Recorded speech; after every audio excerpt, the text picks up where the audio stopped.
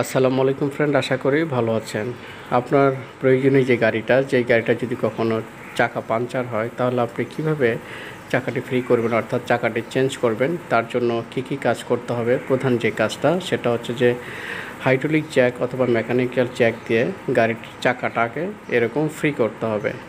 Free করার জন্য কিভাবে হাইড্রোলিক জ্যাকটি বা মেকানিক্যাল জ্যাকটি অপারেট করতে হয় সেই বিষয়গুলো আজকে জানাবো। প্রথমে যেই কাজটা করবেন আজকে আমি আপনাদেরকে দেখাবো হচ্ছে হাইড্রোলিক জ্যাক। এই যে চাবিটা যেটা আমি হাত দিয়ে টাইট দিলাম, এটা হচ্ছে হাত দিয়ে প্রথমে টাইট দিতে হবে এবং একটু শক্ত কিছু দিয়ে বাড়ি দিয়ে টাইট দিতে হবে, তো প্লাস অথবা কোনো কিছু দিয়ে টাইট দিতে হবে একটু বাড়ি দিয়ে। যেমন আমি এই লিভারটা দিয়ে হালকা করে একটু বাড়ি দিয়ে টাইট দিলাম, একেবারে হালকা, যাতে আবার ভেঙে না যায় খেয়াল করতে হবে।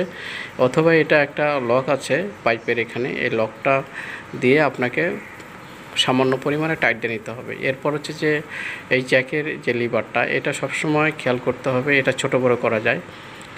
এটা আপনার প্রয়োজন অনুযায়ী, যদি আপনি অনেক বেশি হাইট হয় তাহলে এটাকে আপনি ওই লিভারটা একটু ঘুরে একটু হাইট করতে হবে, আর যদি হাইট একটু কম হয় তাহলে মোটামুটি একটু না ওঠা এভাবে করলেও আপনি পারবেন। আমি অলরেডি হাত দিয়ে এটা আমি করলাম, যে একটু উপরের দিকে উঠালাম, উঠিয়ে তারপরে হচ্ছে গাড়ির একেবারে যে ট্রান্সঅ্যাক্সেল অথবা ডিফারেন্সিয়াল অথবা গাড়ির যে বডিতে যেখানে হচ্ছে লাগানো হয়, আমি আজকে দেখাবো হচ্ছে বড় গাড়ির ক্ষেত্রে যেটা হয় যে কোথায় আপনি আসলে হাইড্রোলিক জ্যাকটা লাগাবেন, অর্থাৎ কোন জায়গাটা আসলে শক্ত, যেই জায়গাটা আপনি হাইড্রোলিক জ্যাক লাগাইলে কোনো প্রবলেম হবে না। এবং মেকানিক্যাল জ্যাকটা কিন্তু সাধারণত ছোটো গাড়ির জন্য হয়ে থাকে, যেটা হচ্ছে গাড়ির যে সাব বডি আছে, সিডান বডির পাশে দুটো দাগ কাটা আছে, দাগের মাঝখানে লাগাইতে হয়। তো যাই হোক, আজকে আপনারা দেখতে পাচ্ছেন হচ্ছে হাইড্রোলিক জ্যাক, যেটা হচ্ছে আপনি গাড়িতে কিভাবে লাগাবেন, এটা হচ্ছে আজকে আপনাদের দেখাচ্ছি। ঠিক এরকম ট্রান্সঅ্যাক্সেল অথবা যেখানেই লাগান, এভাবে ট্রান্সঅ্যাক্সেলে দেওয়ার পরে আপনি হালকা করে একটু আপ করে নেবেন, যাতে আপনি জ্যাকটা যাতে কম তুলতে হয়। আর যদি না ওঠান তাহলে দেখা যায় অনেক বেশি আপনাকে আপ করতে হবে। খেয়াল করবেন যে একেবারে এই অ্যাডজাস্টিং ইয়েটা আর কি, লিভারটা যেন কোনো অবস্থাতেই ট্রান্সঅ্যাক্সেলের সাথে না লেগে যায়। কিছুটা ফাঁকা জায়গা রাখবেন, যাতে আবার নামানোর সময় এটা আটকে না যায় জ্যাকটা। তো যেহেতু আমি আগেই স্ক্রুটা টাইট দিয়ে দিচ্ছি, এবার হাতের সাহায্যে একটু চেষ্টা করব এটাকে পাম্প করে একটু কাজটা সহজ করার জন্য। ঠিক এভাবে আপনি প্রেস করবেন, দেখবেন যেটা আপ হচ্ছে। তা আপ হয়ে আপনি আপনার কাঙ্ক্ষিত যে কাজটা, সেই কাজটা আপনি করতে পারবেন। তো এবার হচ্ছে লিভার দিয়ে কাজটা করতে হবে। দেখেন অলরেডি কিন্তু উপরের দিকে উঠতেছে। তো এই ব্যাপারটা একটু কষ্ট হবে লিভারটা, তারপরও আপনাকে একটু কষ্ট করে উপরের দিকে তুলতে হবে। কিছুক্ষণ তোলার পর দেখবেন যে চাকাটা ফ্রি হয়ে গেছে, অর্থাৎ আপনি চাকা খুলতে পারবেন। তবে বলে রাখা ভালো, চাকা এভাবে জ্যাক করার আগে, অর্থাৎ হাইড্রোলিক জ্যাক দিয়ে চাকা বা গাড়ি উপরে তোলার আগেই আপনাকে চাকার যে নাটগুলি আছে এগুলি কিন্তু লুজ দিয়ে নিতে হবে।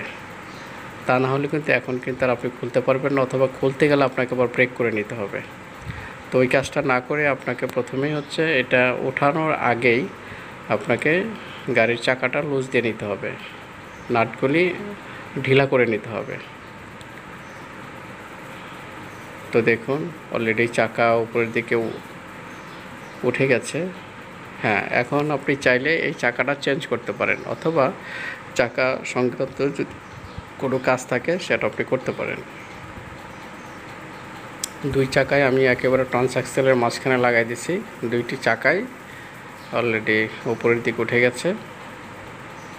ঠিক এভাবেই হচ্ছে আপনাকে চাকাটা আপ করতে হবে, অর্থাৎ চাকা যদি চেঞ্জ করতে হয় তাহলে ঠিক যেই প্রক্রিয়ায় হচ্ছে আমি হাইড্রোলিক জ্যাকের মাধ্যমে চাকাটা আপ করেছিলাম, ঠিক একই বিপরীত প্রক্রিয়ায় প্রথমে যে কাজটা করেছি সেই কাজটা প্রথমে করতে হবে। সেটা হচ্ছে যেইটা আমি চাবিটা টাইট দিয়েছিলাম সেই চাবিটা লুজ দিতে হবে। আপনি হাত দিয়ে পারবেন না, আপনার লিভার অথবা অন্য কোনো কিছু দিয়ে একটু খোঁচা দিয়েও বা একটু ধাক্কা দিয়ে বা একটু হালকা করে একটু বাড়ি দিয়েও আপনি খুলতে পারবেন। তো আমি একটা লুজ দিচ্ছি, অর্থাৎ ঢিলা দিচ্ছি, যেটা হলো যে বাম মোচড়ে ঢিলা হবে। দেখেন ঢিলা দেওয়ার পর আস্তে আস্তে আস্তে আস্তে জ্যাকটা নিচের দিকে নেমে যাচ্ছে। তো নিচের দিকে নেমে যাওয়াতে চাকাও কিন্তু মাটি স্পর্শ করেছে, অর্থাৎ গ্রাউন্ডে স্পর্শ করেছে। এখন ঢিলা দেওয়ার পর আর নামছে না, অর্থাৎ আমার এইটুকু জায়গা আরও নামবে। এখন আমাকে হালকা করে একটু এই রডটা দিয়ে জ্যাকটা একটু ধাক্কা দিলেই আমার জ্যাকটা বেরিয়ে আসবে। অর্থাৎ আমি গাড়ির চাকাটা পরিবর্তন করে আবার জ্যাকটা বের করে নিয়ে আসবো কীভাবে, সেই প্রক্রিয়াগুলি আপনারা আজকে জানতে পারলেন। আশা করি উপকৃত হবেন যারা জানেন না, আর যারা চ্যানেলটি সাবস্ক্রাইব করেন নাই অবশ্যই সাবস্ক্রাইব করবেন।